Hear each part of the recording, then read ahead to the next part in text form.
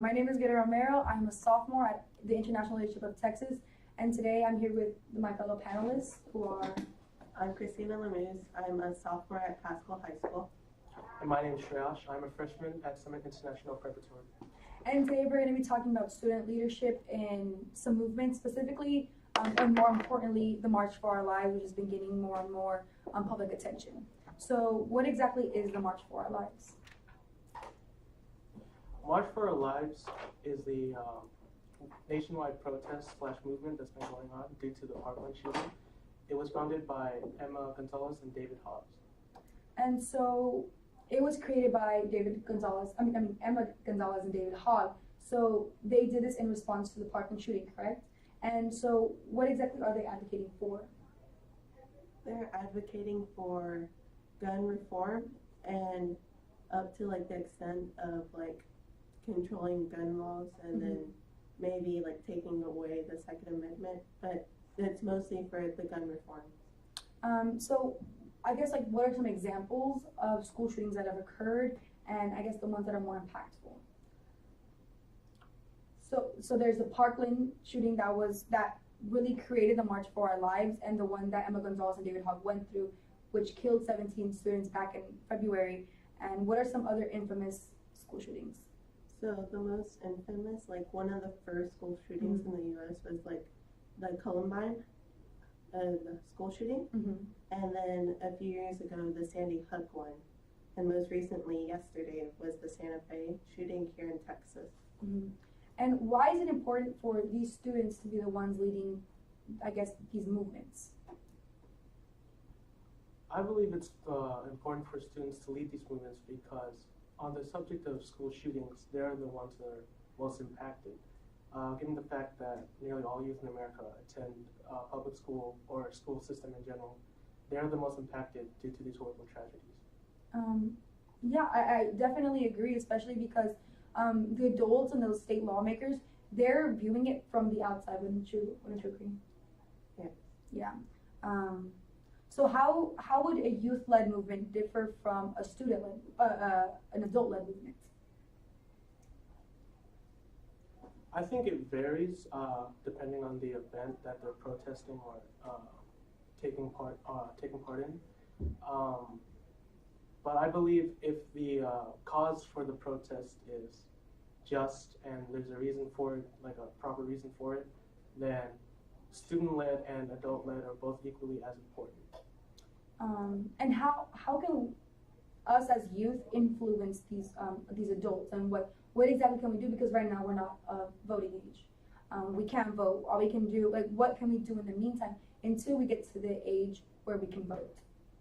Well, I think with like these movements that are happening already, we're influencing the thoughts of the adults right now. It's like we're bringing up ideas or thoughts that like the adults right now probably didn't think about, or like thought of changes that like we should probably do. So like sometimes adults may not listen to us since we are students and youth, but it does create a bit of thought of like what we're doing right now is like what the students need or like what we need to change. Especially people in the March for Our Lives, they've been lobbying state lawmakers. They've spoken with Donald Trump, trying to persuade him. And I think one of the biggest things that they've done is they persuaded companies to cut ties with the NRA, which is the National Rifle Association. And people like Marco Rubio in these positions of power are gaining money from the NRA, and they're using these students' lives, as I would say, like as if it's nothing, because they're just gaining money for their campaigns while these students are at the expense of student lives. So yeah. So I guess the biggest question here is it impactful? Are student-led movements impactful? I think student-led movements are impactful because they're inspiring many young people now to join the cause, to join like several protests, to do their own protests in like their own cities. And it's just inspiring people now that like once the youth of this age come to voting age, they'll go out to their voting stations to vote for who they think will do best or maybe up to like one day become their own politician to see like what their views are and like how they can change. So it's allowing us to take control of our own lives and be more mindful of the people that we choose to represent us. Correct. It's more of a long-term goal rather than a short-term goal. So do you guys know of any student-led movements that have occurred in the past and have worked and something like that? Yes, I can name an example. Going back earlier, what we said about student-led or youth-led protest and adult-led, as I stated before, I believe if the cause is just, then both are equally important. And I think that's the case for student-led protests that happened in the 1960s. Four activists, African-American activists, by names of Gazelle Blair Jr., Franklin McCain, Joseph McNeil, and David Richmond of North Carolina Agricultural and Technology State. They conducted a sit-in at a local diner, and these people were all under the age of 20. They weren't even 21 or like drinking age or such and such. So that's an example of a student-led activity, and as we know, thanks to their efforts and many other people's efforts, the Civil Rights Act was passed. So in that case, I do believe that student-led protest or activism and adult-led activism can be equally important and are essential to each other. To add on, in the 70s and 80s, there was apartheid, and as we all know, there were students who would march out of class and they would protest laws that would contribute to this apartheid.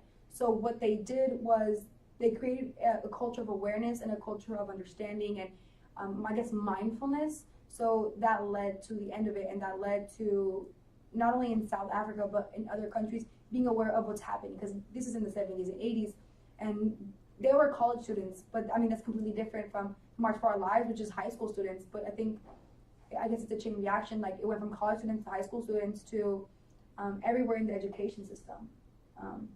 What do you guys think that we can do, or what do you guys think educators can do and the public education system can do to ensure safety in schools, raise awareness, educate on these kinds of topics?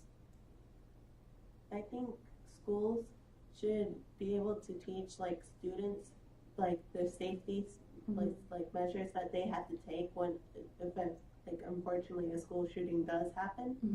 Because right now schools do have safety measures, but they don't really enforce it or tell the students about it, because like we do have like drills about it, but they're never really in like enforced. And people don't take them seriously because of that.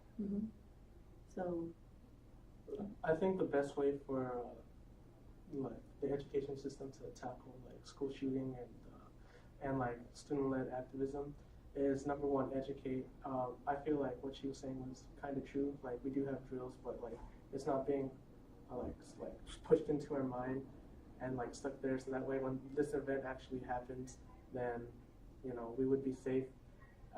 But back on the educate part, I do believe that education is like one of the most powerful things, and I think it's essential for students to know and understand the history and of like these type of events that go on throughout the world, because that way they can just be globally aware, and then they can use that knowledge to help affect themselves in the future, in their own lives, in their own nation.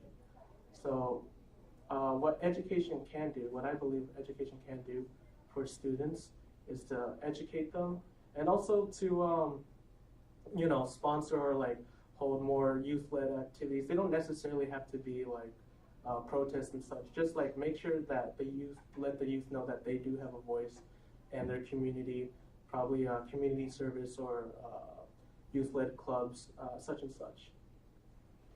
To add on, I think creating a culture and an environment where the students feel like they can speak up on their experiences, where they feel like their voices can be heard and they do have an opinion and what their opinion does matter. I think teachers have they have an obligation to allow the students to be in a state of comfort and a state of when I say something, somebody's gonna listen.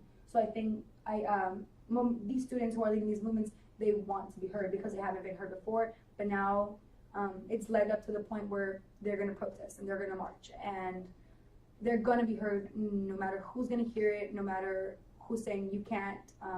So I think educators creating that sort of environment where people can speak up is extremely important. So I want to go on to because many people say, well, gun reform isn't really necessary. It's more about a mental health issue. What is y'all's stance on that? I believe it's like a bit of both, because there are times where the school shooter is mentally ill, but it can't be brought up for like every single one.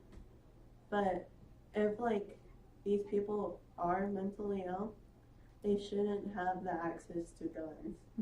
And basically anyone with like a malintent or like not suitable mentally or physically should not have availability to guns, and like guns shouldn't be sold so easily just to gain money from it.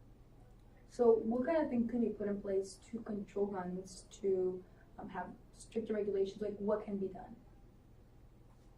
I think maybe like background checks to see if there's any like criminal records or like any mental issues with these people. Because if you put those like safety measures on them, it would be easier for guns not to be put in hands of like someone who would want malintent on people. Especially with assault rifles, which are, I guess, infamous for school shootings, because allowing such accessibility to these students who are clearly mentally ill, it's just creating a really bad situation where many people can get hurt. What do you think? What's your stance on this, mental health gun reform?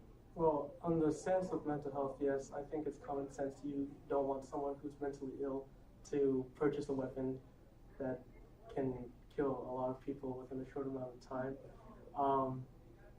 I think going back on the whole student and / youth-led activism and protest, I believe that we need to understand like what laws are being made, or what laws have been made to combat this problem, and really like start to look at it, try to criticize it, try to see if there's any reform we could be made there. And I also believe that students should also look at figures that are supposed to be protecting them, like government and such. To my understanding, the suspect of the Parkland shooting was combed through by the FBI, and he was on a list. They were looking at him and like searching through his computer and such for possible like malintent, and they did have him on a list and such, and they did not act on this. And also there was a deputy there during the shooting who was waiting outside. So I believe that's why youth activism is so important, because we need to understand that, like, you know, we do have a voice and we need to put it towards the right direction.